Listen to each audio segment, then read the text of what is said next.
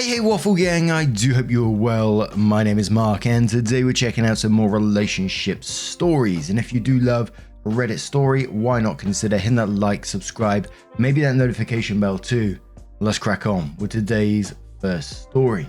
Much love guys. Now, today's first story comes from a throwaway account, does come with an update of course, and it's titled, Fiancee, 27 female, is threatening to call off the wedding if I, male 26, don't let her parents, male 57, female 50, move in with us after the wedding.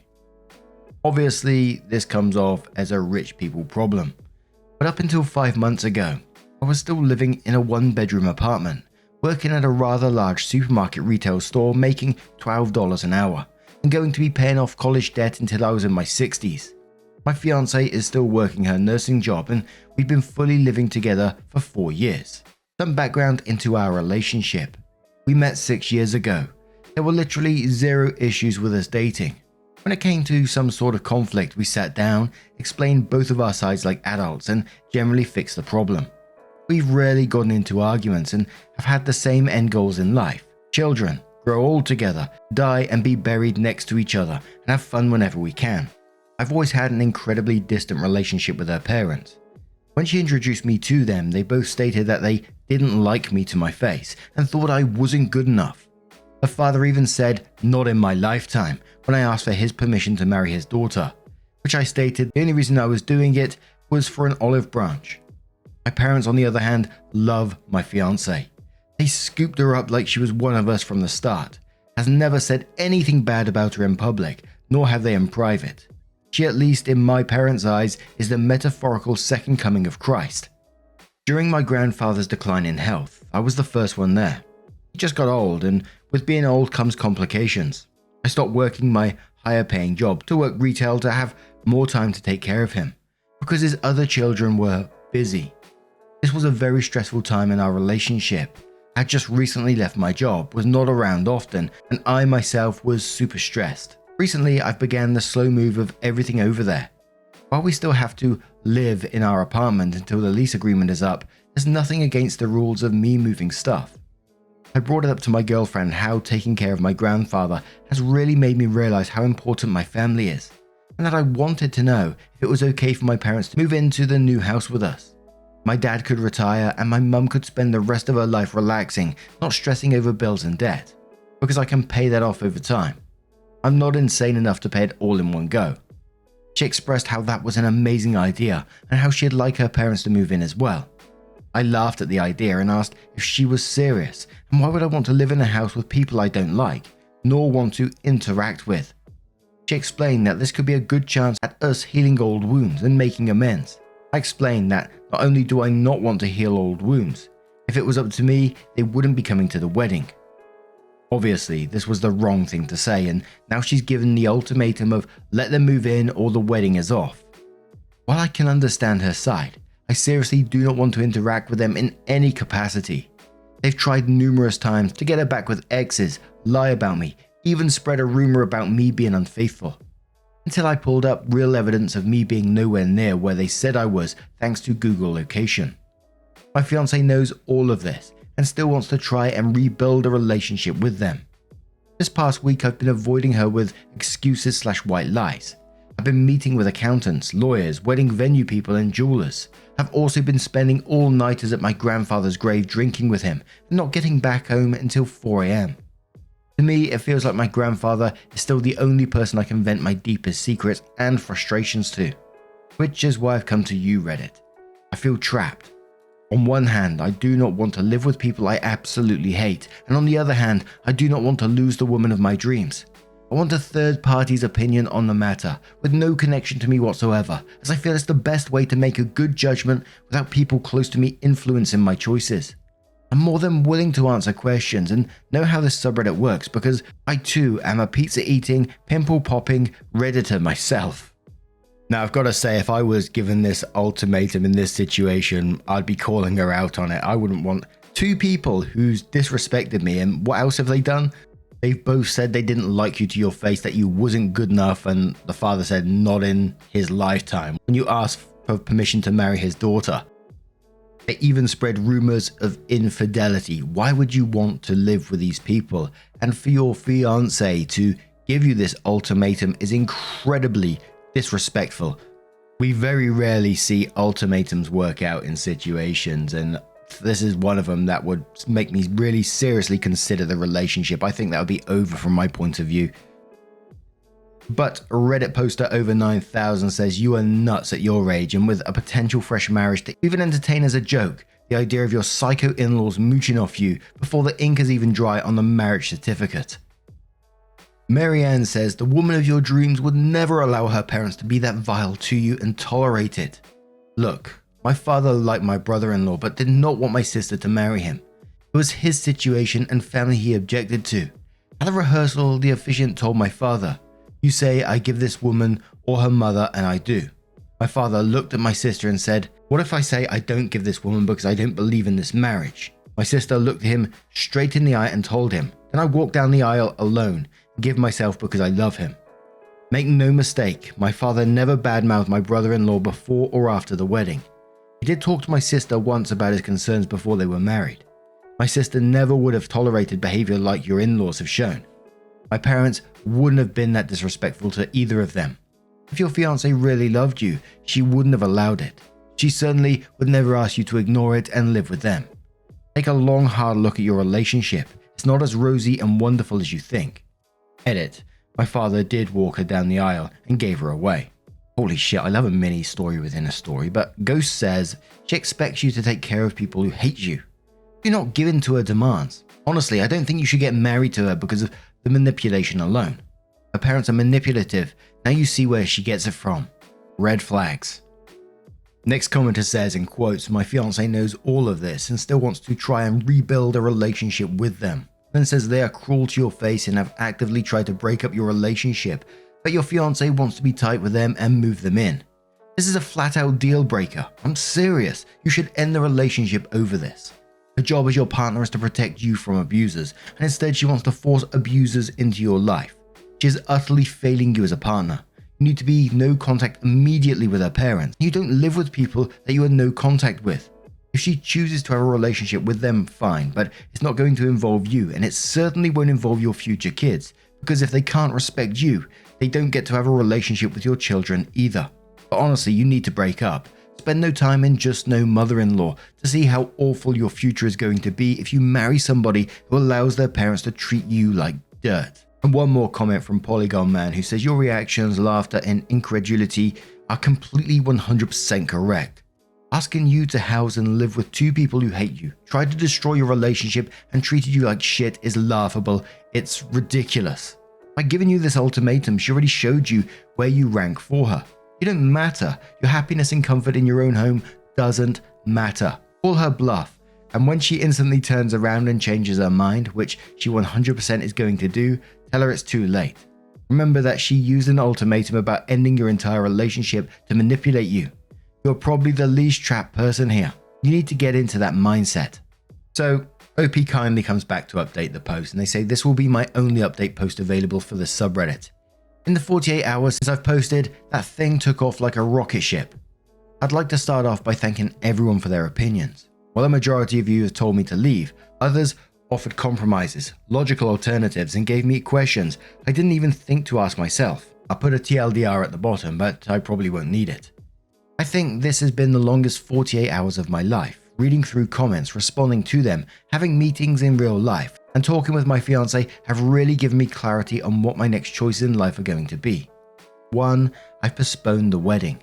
Or some of you may refer to it as calling her bluff. I call it waiting and seeing.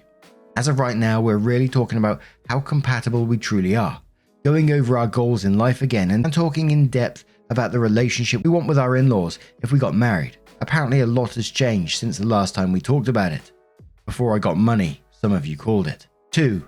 Yes, she genuinely thought moving her parents in would make relationship with them better over time. I've expressed that as a result of all they've said and done to me, any positive relationship or communication with them will only be done out of necessity. For example, if she was pregnant, in the hospital, or any life-altering complication or celebration. She did not take this well, but that was expected. But it's important I tell my truth. She believes I'll come around and try to build a relationship with her parents, but as of right now, I can't see myself doing it. 3. My parents won't be moving in, as I haven't asked them yet. I know some of you were confused and assumed it was already happening. It was not. I asked if it was okay if they could, not telling her it was happening. Some of you suggested that maybe moving them in as newlyweds was weird, and suggested building them a small house on property. I didn't think about that, and will talk to my accountant and parents about it whenever that conversation needs to be talked about. Nice idea, Reddit strangers. 4. What have I been doing? A lot of meetings about my future, finances, and setting up trusts and wills. I'll be re-enrolling into school to take classes on business, finances, accountings, and economics, as my accountant suggested I do. We're still working on a budget, but as of right now, my next steps are furthering my education to manage my newfound wealth, an opportunity in a healthy way as to not blow it. As of right now, to be honest, I'm emotionally drained. I think the weight of my grandfather's death is finally hitting me despite it being months later, and the only thing that kept me going was the idea of the wedding day. With that being postponed, I can really only focus on myself, my values, and my emotions. Staying up all night and drinking at a gravesite isn't healthy, and I've not only promised myself to cut back on the booze, but also not stay up drinking. I've been thinking about maybe getting into some sort of therapy and grief counseling, but I'd need to make sure that it is in budget with my accountant, as that's a long-term thing. Maybe they know someone. 5. Couples counseling.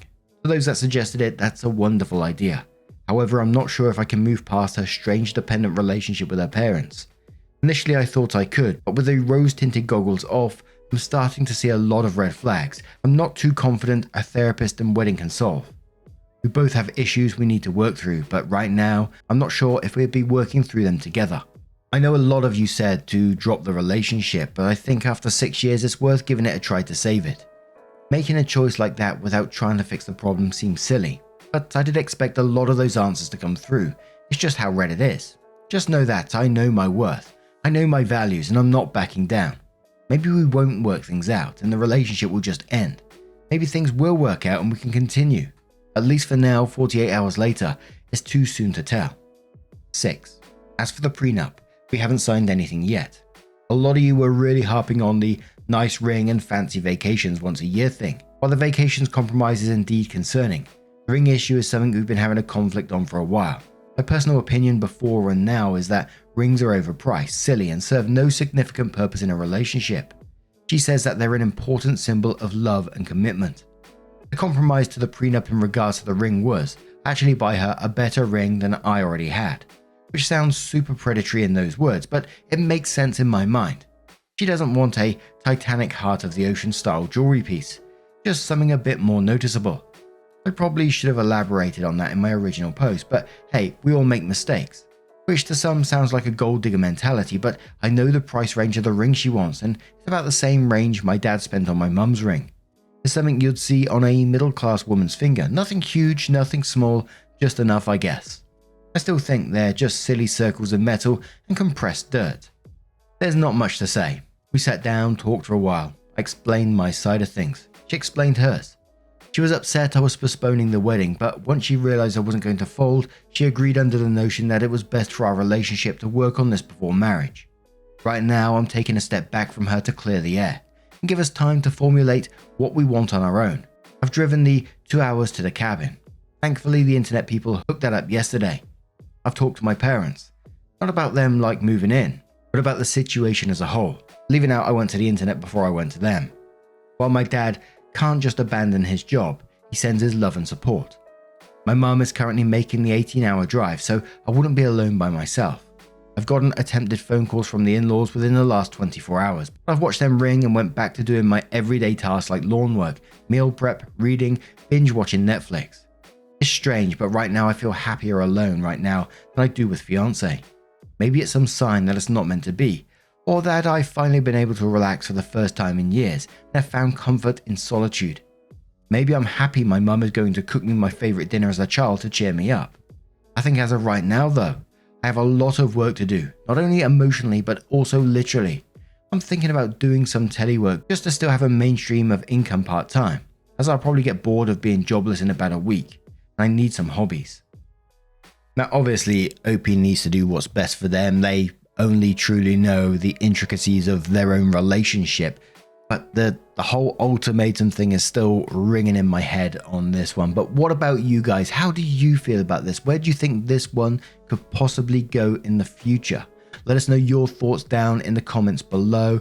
And let's move on to another story. And our next story comes from StrangeAir9373 and says, am I the arsehole for not including my sister-in-law in photos during my bachelorette party because she wore white? I'm getting married. Yay! And my brother John asked me to include his girlfriend Sarah as a bridesmaid as a way to get her involved with our family since he wants to propose soon. I wasn't happy. She's quite snobbish, almost in a comically villainous way. She once made fun of the fact that I get most of my groceries from the local big box supercenter and not somewhere with more high quality product. But I love John and it mattered a lot to him, so I agreed. On to the issue. On the final night of my bachelorette party, we decided to have one big meal that was really pricey and fancy that we all saved up for. Sarah said she had to take an emergency work meeting and for us to go ahead first. The restaurant was walkable from our hotel. Guys, when Sarah showed up, I was floored. She came in a white, sparkly sequin number with a tulle skirt and a tiara. When we were planning the trip, my maid of honor made it abundantly clear that everyone was supposed to wear pink so we could get a really cute photo together at the restaurant. I'm not even kidding, her outfit was so bridal looking the waitress actually asked if we were having a joint bachelorette party. I was so upset. Then when it came to take photos, I absolutely refused to have Sarah in them. She said it wasn't her fault because she didn't get the memo, but I told her it was common sense to not wear a bridal looking dress to a bachelorette party if you're not the bride. Plus, she was in the group chat and even made comments about another girl's outfit when we're talking about what we wanted to wear, so I know she knew. All of my friends were on my side and they made sure she didn't end up in the photos. When we got home, she pitched a fit to my brother saying that we bullied her at my party and deliberately left her out. She was also pissed because a lot of family and friends noticed she was in the photos and I wasn't afraid to tell them exactly why. My brother's really upset though because she's been crying and whining about it non-stop since. Apparently they're both so mad that they're going to skip Father's Day brunch, so the whole thing is blowing up even more. I'm starting to feel bad because my mum told me that my brother and Sarah were fighting a lot now, so I'm not sure if I'm being the arsehole here. My brother called me a bridezilla, but I really feel like Sarah was trying to ruin my night. I'm going to start straight in the comments with Anxious Ocelot who says not the arsehole, a tiara and a tulle skirt. All in white. Someone was clearly jealous of the attention you were getting. If the drama continues, I would reduce the size of the bridal party by 1. Lord knows what kind of stunts you'll pull on the wedding day. Tessa Komoda says not the arsehole, hugs. Dear John, I really didn't want Sarah in my bridal party since I do not know/like her. There is no bond, no chemistry between us. But you, my brother, whom I love and cherish, pleaded and begged me to invite her. For your sake I invited her despite my misgivings, and as I feared she tried to ruin our party, tried to be the spotlight. We, my maid of honor, the bridesmaids and I disagreed to it. After she doubled down and blatantly lied about the dress code for this evening, everybody had to wear pink for the photos. We made sure as she did not wear pink, she wasn't in the photos. Plain and simple. Since she also does not accept/acknowledge that she was in the wrong and blew everything out of proportion. Please inform her that she is hereby not only demoted but also uninvited from my wedding. Not as a guest herself, not as a +1. She is, I'm not going to try and pronounce that, not invited. She is persona non grata, not welcome. Her behavior led me to the conclusion that she will do everything to ruin the wedding, and this I am not willing to risk, let alone accept. Should you decide to not attend my wedding to show solidarity with her, well, I will miss you, but my decision stands. I will not be bullied to change my mind. I'm sorry. And let's have one more comment from Not So Sure who says not the arsehole. This is a pretty cut and dry case of fuck around and find out to me. Actions have consequences and she behaved not only inappropriate from a social norms point of view, but also from a simple following instructions as part of the bridal party point of view. Is it possible she wasn't trying to ruin the dinner and made a mistake in the outfit choice? Sure, maybe she just has terrible judgment and social awkwardness, but even if that was the case, she'd not be entitled to be in the designated group photo where everyone's wearing pink, and a normal person would be remorseful and embarrassed about that kind of mistake. Even if that was true, you are also not responsible for her relationship with your brother. More likely your gut was correct and she was acting maliciously for any number of dumb reasons. making her the arsehole. It is not like you refused to let her partake in the fancy dinner or kicked her out of the wedding party, right? It's a photo. So congrats on the wedding, and you need to ignore this woman while she fizzles out. Hope your brother learns from this and stops taking it out on you. And when I first came into this, I was like, is white dresses at a bachelorette party a bad thing as well? I wasn't aware of that, to be quite honest, so it's a learning day for me. But the fact that, they discussed outfits for these days, and I've certainly heard of, bachelorette parties having outfits that everyone's chosen and to will match for their photos. And sometimes I've seen, like, in these parties when I've been out and about in pubs and stuff, like the bride standing out and having like learner symbols and all this kind of stuff going on. But the fact that there was designated outfits and she went against them, claiming she didn't know. But the tiara? Come on, man. What do you guys make of this one? Let me know your thoughts down in the comments below. Now, just a huge thank you from the bottom of my heart for getting involved in today's stories. Your love, your support, your time is absolutely incredible. I appreciate you so bloody much, you cheeky so-and-so. And I will see you in the next one. Why am I pointing at the screen? Much love to you. And I'll see you soon. Bye-bye.